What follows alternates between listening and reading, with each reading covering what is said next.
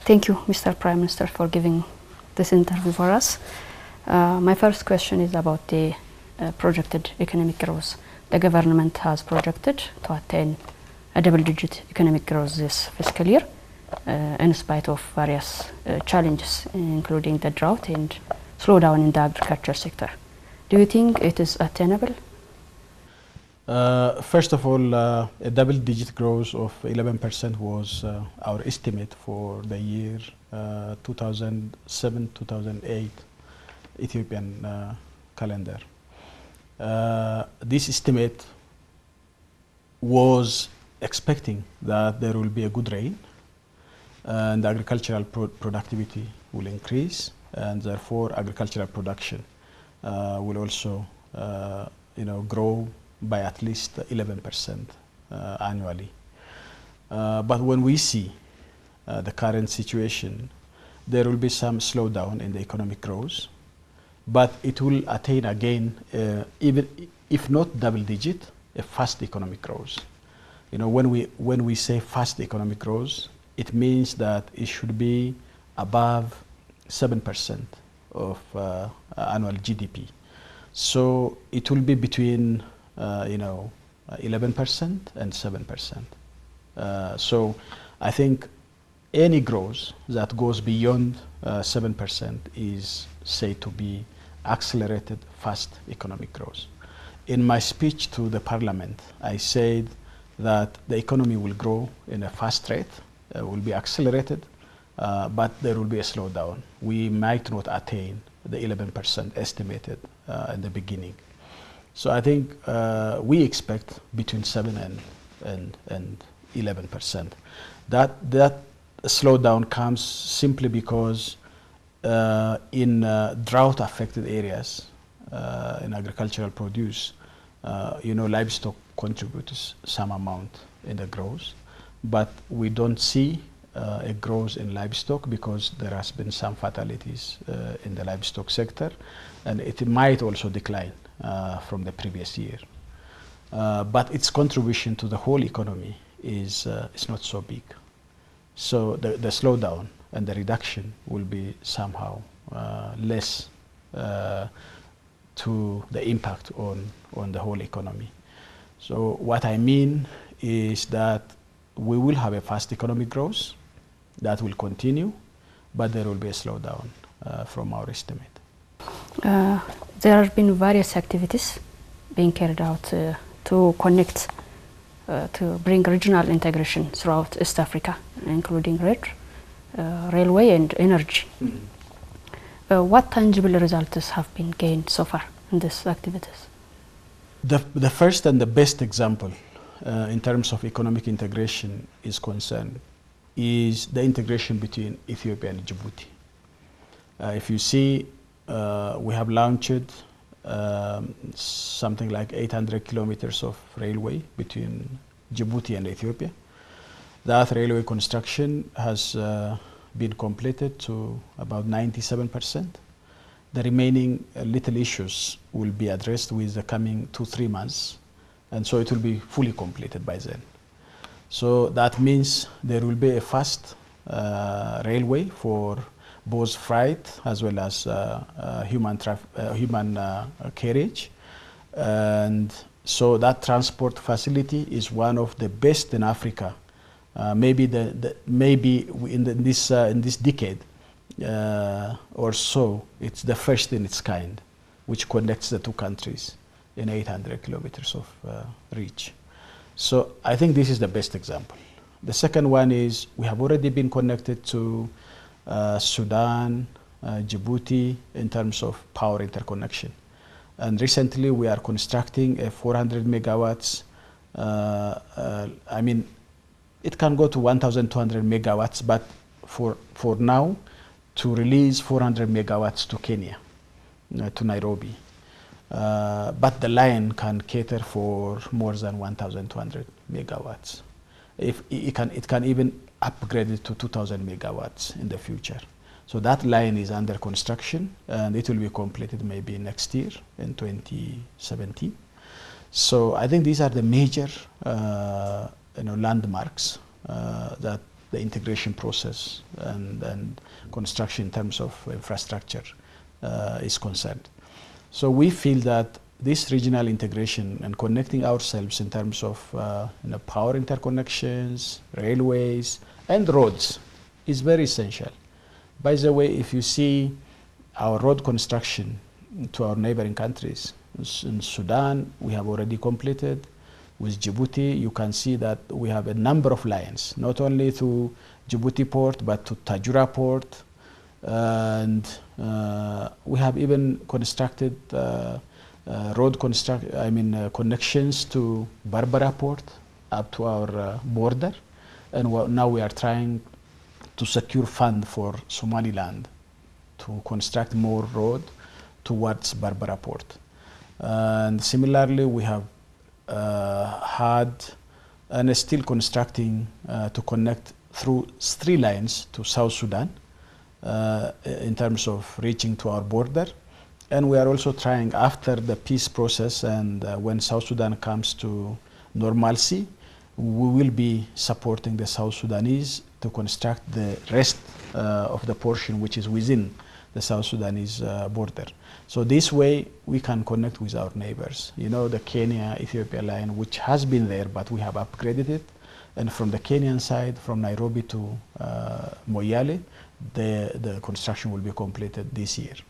So all this shows that this interconnection is something which we have to do to connect ourselves. Recently, we have signed an agreement with the Somali government to connect with road and also power interconnections to the Somalia proper. So this all shows that Ethiopia is keen and working very hard to integrate our economies to our neighbors, but also beyond. The Kenyan highway goes up to South Africa, and the connection we had with Sudan goes up to Egypt.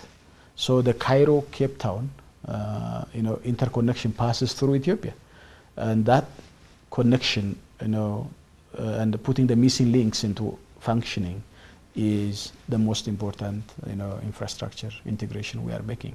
So this is very, very essential. But not only that, economic integration has also some additional works to be done.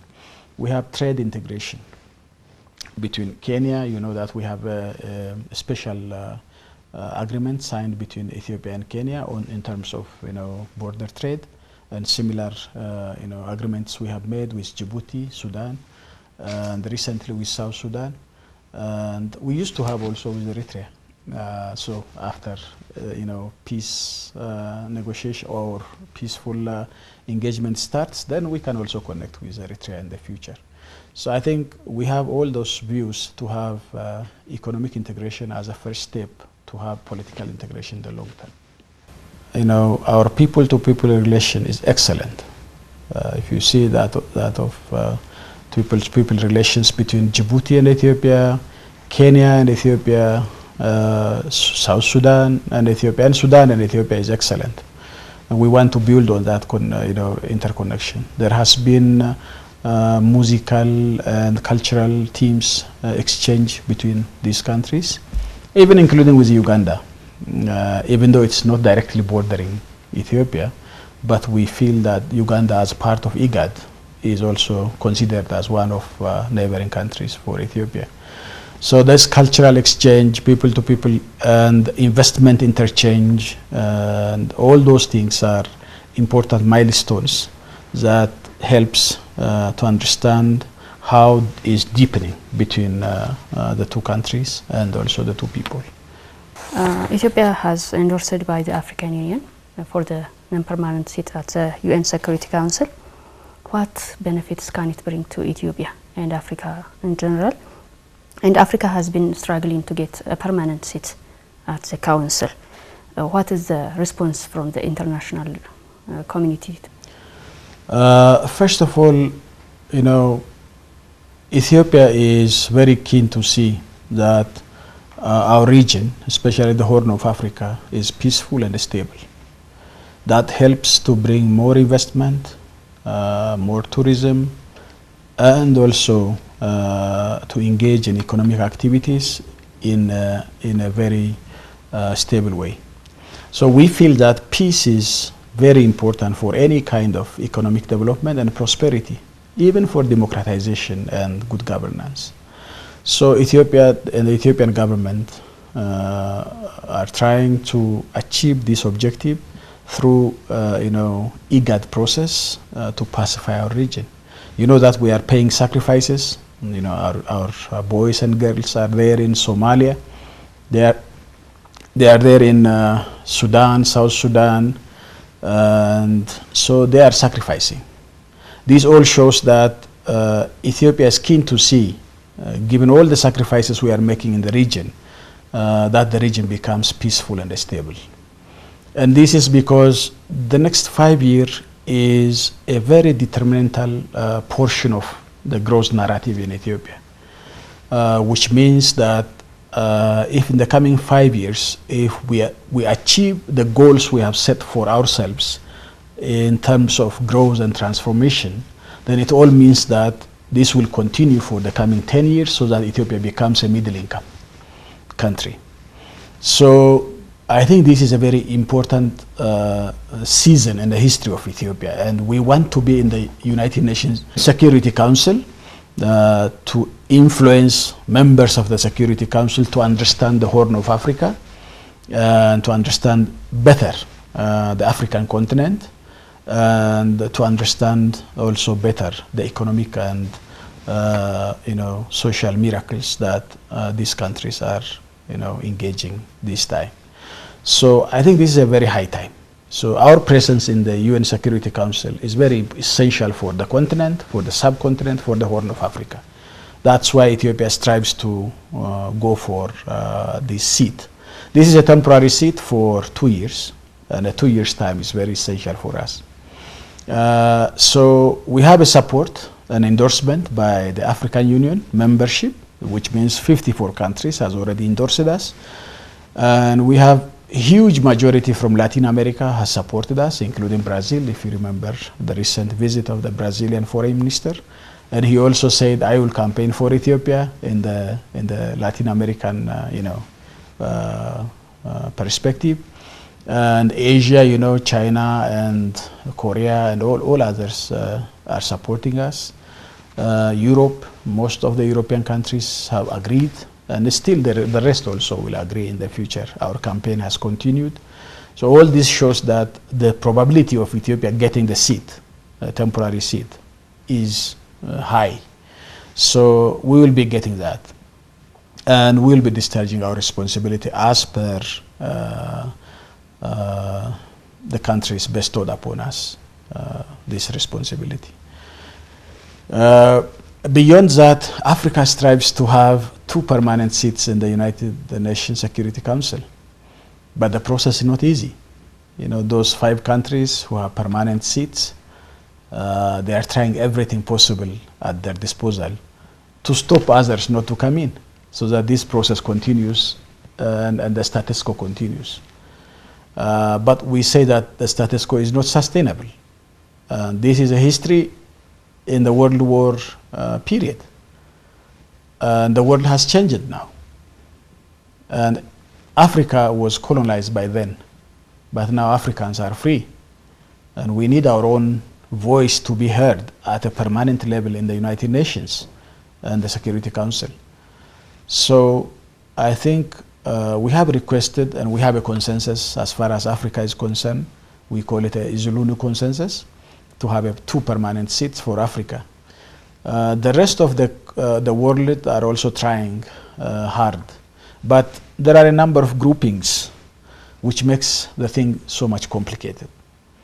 And this fighting will continue. I believe that it will continue for some years to come, and it's not easy to achieve within the very foreseeable future, and as far as my view is concerned. So of course we shouldn't stop struggling. Nothing is given for free, and you have to struggle to get this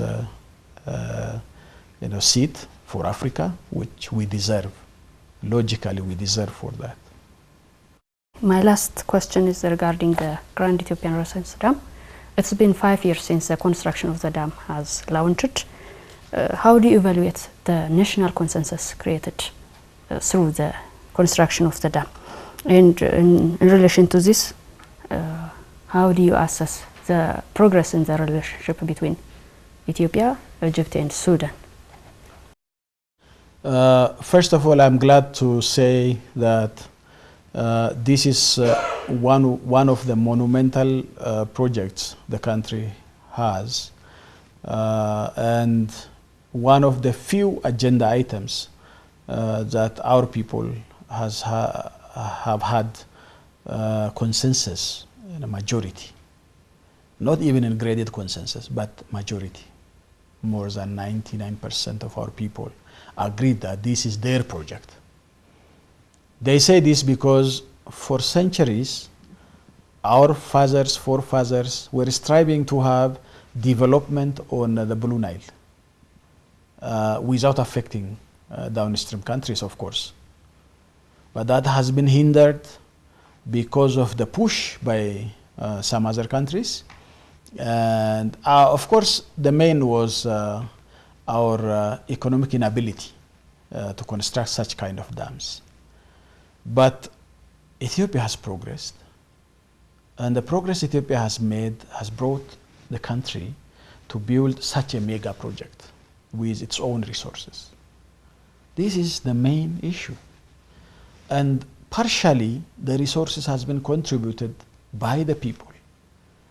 And the government has, put the rest of the money. Of course, whatever the government has is the people's money. So at large, it means that it is the project of the people. And the people are so much enthusiastic to see that this project is completed. In that sense, I believe that this has created huge consensus within us, and it has become an exemplary for other works that this country is going to launch in the future, to have a consensus of the majority of the masses in Ethiopia. And it's historic, it's a flagship, and we will continue to do so. This project is going according to the plan and the last 5 years, because the rest of the works are becoming easier and easier. And the base is the one which is very difficult. So the time consumed at the base, it's staggering, and it's becoming slim and slim at the top. So it means that the work volume is huge at the bottom and becomes lesser at the top. So we can expedite now from now onwards. That's why it's 50% complete. And the rest of the works are just connecting, simply, hydromechanical works and electromechanical works. The difficult one is the civil work. So now connections into the hydromechanical and the electromechanical works are, even though the size is big, but the time it consumes is less.